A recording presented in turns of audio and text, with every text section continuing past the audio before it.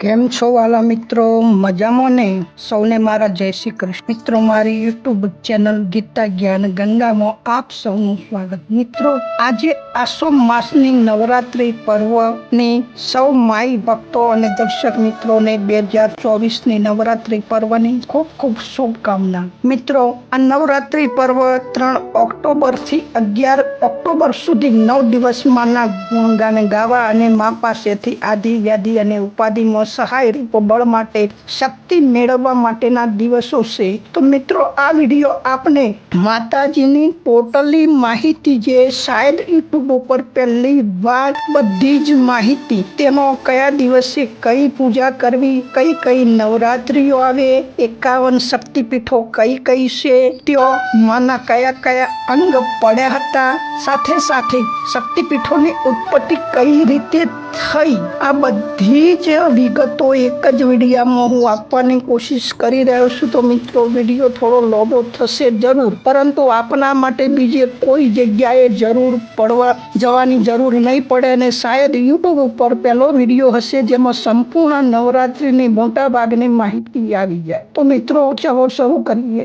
યા દેવી સર્વભૂતેષુ શક્તિ રૂપેણ સંસ્થિતા, જે દેવી સર્વભૂતોમાં શક્તિ રૂપે, જ્ઞાન રૂપે, ચેતન રૂપે વસી રહી છે, તેને હું વારંવાર નમન કરું છું. મિત્રો, આખા વર્ષમાં 4 નવરાત્રી આવે છે, જેમાં માઈ ભક્તો માતાની પૂજા આરાધના કરી શક્તિ મેળવે છે. તેમાં 2 પ્રગટ આવે છે અને 2 અપ્રગટ હોય છે. એટલે કે પ્રગટ માને જાહેર બધાને ખબર હોય, અને પ્રગટ મતલબ અપ્રગટ મતલબ કે જે ગુપ્ત હોય. તેમાં 2 પ્રગટમાં ચૈત્રી નવરાત્રી, જે ચૈત્ર સુદ એકમથી 9, અને આસો નવરાત્રી જે હાલ આવી રહી છે તે આસો સુદ એકમથી 9, અને બીજી 2 અપ્રગટ એટલે કે ગુપ્ત હોય છે, જે ખાસ વિશેષ વ્યક્તિઓ જ માઈ ભક્તો જાણે છે. તો વૈશાખ સુદ એકમથી 9 અને જેઠ સુદ એકમથી 9, આ 2 ગુપ્ત નવરાત્રીઓ આવે છે. મિત્રો, શિવ પુરાણ આધારિત અને દેવી પુરાણ આધારિત આ વસ્તુ કહી રહ્યો છું કે નવરાત્રીમાં 9 દિવસ પૂજન કઈ રીતે કરવું. તો પ્રથમ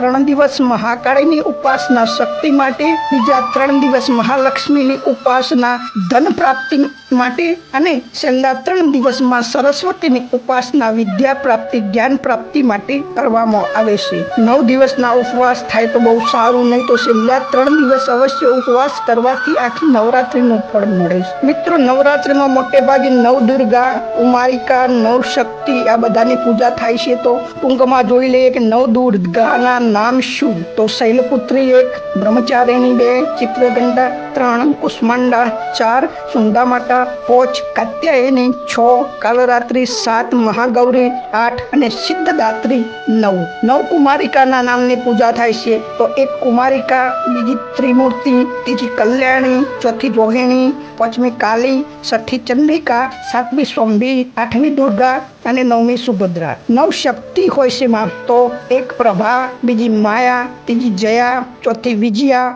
5મી સૂક્ષ્મા, 6ઠી વિશુદ્ધા, 7મી નંદિની, 8મી સુપ્રભા અને 9મી સર્વસિદ્ધિદા. ઘણી જગ્યાએ 10 મહાવિદ્યાઓના પણ પૂજા થાય છે કે માં કમલા એટલે કે બગલામુખી, માં કાળી, ત્રીજી તારા, ચોથી કામાખ્યા, 5મી માં લક્ષ્મી, 6ઠી સિન્નમસ્તા એટલે જોગણી, 7મી ધ્રુમાવતી એટલે કે અખત, 8મી ભુવનેશ્વરી અને 9મી માં ભૈરવી માતંગી. મિત્રો, માના સ્વરૂપ અનેક છે, પરંતુ મુખ્યત્વે એ 3 રૂપે પ્રગટ હોય છે કે એક સર્ગ શક્તિ દ્વારા એટલે કે ઉત્પન્ન કરનાર શક્તિ દ્વારા, બીજી પાલન શક્તિ દ્વારા એટલે કે પાલન પોષણ અને રક્ષણ કરનાર, અને ત્રીજી સંહાર શક્તિ દ્વારા એટલે સંલે પ્રલય કરનાર. આમ દેવીના 3 સ્વરૂપો શાસ્ત્રમાં વર્ણન આવે છે. હવે મિત્રો, મુખ્ય વિષય માતાજીની 51 શક્તિપીઠોનો ઉદ્ભવ કઈ રીતે થયો, તેની ઉત્પત્તિ કઈ રીતે થઈ તે ટૂંકમાં જોઈ પછી 51 શક્તિપીઠોના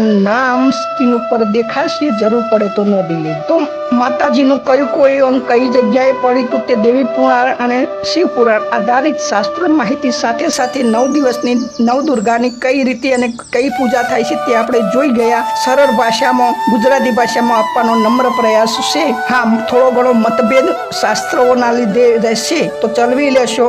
તો ટૂંકમાં જોઈએ કે પરમ પિતા પરમાત્મા દ્વારા સૃષ્ટિની રચના કરી સૃષ્ટિ રચનાનો કાર્યભાર બ્રહ્માજીને, પાલન પોષણ અને રક્ષણનો ભાર વિષ્ણુજીને અને છેલ્લે 4 યુગ પૂરો થતા સૃષ્ટિ સમેટી લેવાનો એટલે કે પ્રલયનો ભાર શિવજીને સુપ્રત કર્યો. પછી બ્રહ્માજીએ સૃષ્ટિની રચના કરી સૃષ્ટિની વૃદ્ધિનો કાર્યભાર પ્રજાપતિ દક્ષને સોંપ્યો. આ દક્ષની પુત્રીઓમાંની સૌથી નાની સતી નામે જે શિવજીના સાથે પરણાવી અને બાકીની ચંદ્ર અને ઋષિમુનિઓને પરણાવી. એક દિવસ દક્ષ પ્રજાપતિનું નાની પુત્રી સતીને જે શિવજીને તો કૈલાસમાં રહેશે ત્યાં જવાનું થયું. તે સમયે શિવજી ધ્યાનસ્થ હતા. પછી જાગ્યા પરંતુ પોતા સસરાને જોઈ ઊભા ન થયા, બેઠા બેઠા જ આવકાર આપ્યો. આ પ્રજાપતિ દક્ષને પોતાનું અપમાન લાગ્યું. સંસાર દ્રષ્ટિથી જમાઈ એ સસરાને ઊભા થઈને આવકાર આપવો જોઈએ, પરંતુ શિવજી તો દેવોના દેવ મહાદેવ, સૌથી મોટા દેવ, અને કંઈક ગેરસમજના કારણે આ કિસ્સો બન્યો હોય તો દક્ષને આ પ્રસંગનો બદલો લેવા માટે થોડા સમય પછી પોતાને તો મહાયજ્ઞનું આયોજન કર્યું. તેમાં વિષ્ણુજી, બ્રહ્માજી સહિત બધા જ દેવતાઓને આમંત્રણ પાઠવી, પરંતુ શિવજીને અને સતીને આમંત્રણ ના પાઠવી. બધી જ દીકરીઓ, બધા જ જમાઈઓને ભાગ લેવા આમંત્રણ આપ્યું. શિવજી અને સતીને આમંત્રણ ન મોકલ્યું. સતીને નારદજી દ્વારા પિતાના ઘેર યજ્ઞની જાણ થવી. શિવજીના ના છતાં સતીનો પિતાના ઘેર જવું, તો જે પિતાના યજ્ઞ મંડપમાં પોતાના પતિ સિવાયની દરેક દેવના સ્થાન છે તે પિતાને પૂછવું. પિતા દક્ષ દ્વારા સતીનું અને શિવજીનું અપમાન થવું. પત્નીની હાજરીમાં પોતાના પતિનું અપમાન સતીથી સહન ન થતા યજ્ઞ કુંડમાં પડવું. શિવજીનું સતીનું કૃત જાણવું, કોપાયમાન થવું. માથાના વાળથી નવો શિવગણ વીરભદ્ર ઉત્પન્ન કરવો. દક્ષનો યજ્ઞ નાશ કરવો અને દક્ષનો પણ નાશ કરવો. વીરભદ્ર દ્વારા યજ્ઞ નાશ અને દક્ષનું શિરછેદન. બ્રહ્મા, વિષ્ણુ અને દેવતાઓ દ્વારા શિવજીની સ્તુતિ. શિવજીનું પ્રસન્ન થવું. દક્ષના ધડ ઉપર બકરાનું માથું ફીટ કરી સજીવન કરવો અને સતીનું શરીર સળગતું શરીર લઈ પૃથ્વીના ભ્રમણ માટે નીકળી જવું. પરિણામથી ચિંતિત શ્રી વિષ્ણુ દ્વારા સતીના શરીરનું સુદર્શન ચક્રથી 51 ટુકડા કરવા અને તે સતીના 51 ટુકડા જે જુદા જુદા અંગો થયા તે જુદી જુદી જગ્યાએ પડ્યા. તેને આજે આપણે આદ શક્તિ માતાની 51 શક્તિપીઠોના નામે અખંડ ભારતમાં પ્રચલિત અને પ્રખ્યાત છે અને દેવી ભક્તો દ્વારા પૂજાય છે. તો મિત્રો, આ થઈ 51 શક્તિપીઠોની ટૂંકમાં ઉત્પત્તિ અને ઉદ્ભવની વાત. હવે આ 51 શક્તિપીઠો ત્યારના અખંડ ભારતમાં એટલે કે અત્યારનું ખંડિત ભારત નહીં, તે કયો આવેલી છે, તે સ્થળ, ત્યાં દેવીનું કયું અંગ પૂજાય છે તે જોઈએ. જે ફોનની સ્ક્રીન ઉપર પણ માહિતી મૂકી છે, જોવા તથા કોપી કરવા આસાન રહે. તો પ્રથમ અખંડ ભારતના ખંડિત ભાગમાં જોઈએ કે પાકિસ્તાનમાં 1, બાંગ્લાદેશમાં 4, નેપાળમાં 2, શ્રીલંકામાં 1 અને તિબેટમાં 1. મિત્રો ફરીથી જોઈ લે. પાકિસ્તાનમાં 1, તિબેટમાં 1, નેપાળમાં 2, શ્રીલંકામાં 1 અને બાંગ્લાદેશમાં 4. આમ કુલ 9 શક્તિપીઠ ભારત બહાર અને બાકીની 42 શક્તિપીઠ જે હાલના ભારતમાં છે તેમાં જોઈએ. સૌપ્રથમ ઉત્તર ભારતમાં 1 અમરનાથ દેવીનો કંઠ, બીજું વારાણસી દેવીના જમણા કાનના કુંડળ, ત્રીજું પ્રયાગરાજ દેવીની હાથની ઓગળીઓ, ચોથું વૃંદાવન દેવીના માથાના વાળ, પાંચમું કોગડા જો માતાજીની જીભ, છઠ્ઠું કુરુક્ષેત્ર જો જમણા પગની પાની, સાતમું જલંધર જો માતાજીના સ્તન અને આઠમું પટના જમણા પગની સાથળ. આમ ઉત્તર ભારતમાં 8 શક્તિપીઠ આવેલી છે. બીજું પશ્ચિમ બંગાળ જો 10 શક્તિપીઠ આવેલી છે. એક કલકત્તા જો જમણા પગનો અંગૂઠો, બીજો મુર્શિદાબાદ માથાનો મુગટ, ત્રીજો શ્રી રામપુરમ માતાજીનો નીચલો ઓઠ, ચોથું બીરભૂમિ ગળાનો હાર, પાંચમું બીરભૂમિ ઉદર એટલે કે પેટ, છઠ્ઠું કેતુગ્રામ માતાજીનો ડાબો હાથ, સાતમું ત્રિશ્રોતા ડાબો પગ, આઠમું મિદાનાપુર જો માતાજીની ડાબા પગની ગુંટી, નવમી શિર ગામ જમણા પગનો અંગૂઠો અને 10મી બીરભૂમિ ભૂમધ્યમ એટલે માતાજીનું કપાળ. આમ મિત્રો, પશ્ચિમ બંગાળમાં 10 શક્તિપીઠ આવેલી છે. પછી પશ્ચિમ ભારતમાં 4 શક્તિપીઠ આવેલી છે. તેમાં 1 કોલ્હાપુર જો માતાજીની ઓખ, 2 જયપુર માતાજીના જમણા પગની ઓગળીઓ, 3 પુષ્કળ જો માતાના હાથનું કંકણ, 4 નાસિક માતાજીના દાઢીનો ભાગ. અને મિત્રો ગુજરાતમાં 3 શક્તિપીઠ આવેલી છે. જો બનાસકાંઠામાં અંબાજી જો આરાસુર કહેવાય છે તે માતાજીનું હૃદય જેને ગબ્બરવાડી કહેવાય છે. બીજું મહેસાણા બેચરાજી માતા જો માતાજીનો ડાબો હાથ. ત્રીજું પાવાગઢ મિત્રો માતાજીની ડાબા પગની ઓગળીઓ. અને ચોથી ભરૂચની 52મી શક્તિપીઠ મનાય છે જે ચંદન અને સુખડની મૂર્તિ સ્વરૂપે હાલ છે. તો મિત્રો આગળ વધીએ દક્ષિણ ભારત અને મધ્ય ભારત. તો તેમાં 17 શક્તિપીઠો આવેલી છે. તો એક કન્યાકુમારીમાં ઉપરના દોત માતાજીના, 2 કાંચીપુરમમાં માતાજીના હાડકા એટલે કે કંકાળ, 3 કંબુર માતાજીના ગાલ, 4થું કર્નલ માતાજીના ગરદનનો ભાગ, 5મું દિસપુર માતાજીની યોની જે કામાખ્યા દેવી નામે ઓળખાય છે, 7મું યાજપુર માતાજીની નાભી એટલે કે ડુંટી, 8મું ત્રિપુરા જો માતાજીના વસ્ત્રો, 9મું ઝારખંડ માતાજીના હૃદયનો થોડો ઘણો હિસ્સો, 10મું જયંતિયા પર્વત માતાજીની ડાબી સાથળ, 11મું ઉજ્જૈન માતાજીની કોણી, 12મું અમરકંટક માતાજીના જમણો નિતંબ અને ચેન્નઈ માતાજીના જમણો ખભો. આમ મિત્રો બહાર થઈ અને પોચ જે અપ્રાપ્ત માહિતી છે તે એક શ્રી પર્વત, પછી વારાણસીની આસપાસનું, પછી મિથિલાની આસપાસનો પ્રદેશ અને બીજો રામગીરી પર્વતની આજુબાજુ. તો આમ મિત્રો ઉત્તર ભારત 8, પશ્ચિમ બંગાળ 10, પશ્ચિમ ભારત 4, ગુજરાત 3, દક્ષિણ ભારત અને મધ્ય ભારત થઈ કુલ 17. આમ મિત્રો 42 શક્તિપીઠ ભારત બહાર, આ ભારતની અંદર, અને 9 શક્તિપીઠ ભારત બહાર. આમ થઈ કુલ ટોટલ 51 શક્તિપીઠ. અને ભરૂચની જે સુખડની મૂર્તિની 52મી શક્તિપીઠ ગણાય છે.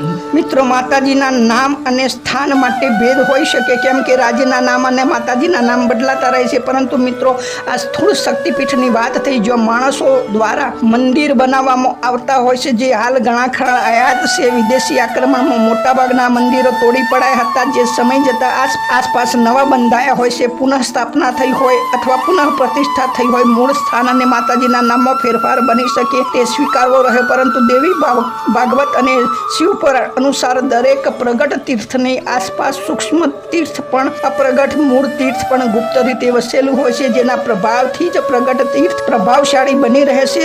સાચા ભક્ત કે સાચા અધિકારી તો પહોંચી શકે છે અને જોઈ શકે છે. તેના દાખલા શાસ્ત્રોમાં છે. જેમ કે રામદેવ પીરના પિતા અજમલ રાજા પૂજારી દ્વારા દરિયામાં ધક્કો મારતો સમુદ્રની અંદરની સાચી દ્વારકા સુધી પહોંચી ગયા હતા. આ શ્રદ્ધાનો અને ભક્તિનો વિષય છે, તર્કનો વિષય નથી. તર્કથી તો ભગવાન રામ અને કૃષ્ણને પણ કલ્પના માનનારા 90% બુદ્ધિશાળી લોકો વર્ગ છે. પરંતુ મિત્રો શું ગુવડના ન માનવાથી કરોડો વ્યક્તિ જાણે છે કે સૂર્ય છે અને દરરોજ પ્રકાશે છે, જીવન આપે છે. તો દેવી દેવતા ભગવાનના વિશે માનો, શ્રદ્ધા ભક્તિથી મળે છે, દર્શન દે છે. ન માનો તો એને મનાવવાની કે એના અસ્તિત્વ સાબિત કરવાની એને કોઈ જરૂર નથી અને ભવિષ્યમાં પણ પડશે પણ નહીં. સત્ય હંમેશા માનો યા ના માનો બંનેની પોસ્ટથી પડશે. તેને માનવાથી આપણને જ ફાયદો થાય છે, ન માનવાથી આપણને જ નુકસાન થાય છે. તે અનાદિ છે, અવિનાશી છે અને અનંત છે. જેમ મિત્રો ગંગા મૈયા શ્રદ્ધા ભક્તિથી ડૂબકી મારો, પાપ નાશીની હર હર ગંગે. તો પાપ અને તાપ બંને સમી જાય છે, ધોવાઈ જાય છે. અને ના માનો તો રામ તેરી ગંગા મેલી હો ગઈ, પણ તેને કોઈ ફરક પડતો નથી. મૂળ સ્થાનેથી નીકળી સમુદ્રમાં મળી જાય છે. ફાયદો લેનારા લઈ લેશે, સૌની મરજી. તેવી જ રીતે નવરાત્રિમાં દેવીનું અનુષ્ઠાન કરી શ્રદ્ધા ભક્તિથી શક્તિ મેળવી, આસુરી શક્તિ ઉપર વિજય મેળવો તે પણ તમારા હાથની વાત છે. જેવી રીતે સિદ્ધરાજ જયસિંહ, વીર વિક્રમ, નવગણ રાજા જેવાઓએ તે ફાયદો લીધો હતો અને તેનું અપમાન કરીને, તેની આજ્ઞા ન માનીને પતઈ રાજા જેવા રાજાઓને એ પણ પોતાનું પતન નોતર્યું હતું. એ ઇતિહાસમાં દાખલા છે. મરજી સૌની. અને એમાં ભારત સ્વતંત્ર વિકાસના માર્ગે જવું કે પતનના માર્ગે જવું, સૌ નાગરિકનો સ્વાધિકાર. અને ગીતામાં પણ કહ્યું છે કે કર્મ કરવામાં તમે સ્વતંત્ર છો, કર્મણે એવા અધિકાર હસ્તે માં ફલેશું કદાચન. સારું કરવું કે ખોટું કરવું, પરંતુ સાવધાન, ફળ તમારે એકલા એ જ ભોગવવાનું છે. તેમાં કોઈ જ બેમત નથી. તો લાગવગ કે ભ્રષ્ટાચાર છે જ નહીં, જે કરે તે ભરે. તો મિત્રો આવતીકાલે ફરીથી મળીશું. વિડીયો સારો લાગ્યો હોય તો કોમેન્ટ, લાઈક, શેર અને સબસ્ક્રાઇબ જરૂર કરજો. તો આવી વિશેષ માહિતી આપણને મળતી રહેશે. તો જોતા રહો ને જોડાતા રહો ગીતા જ્ઞાન ગંગા ચેનલમાં. સૌને જય શ્રી કૃષ્ણ, જય હિન્દ, જય ભારત અને જય માતાજી.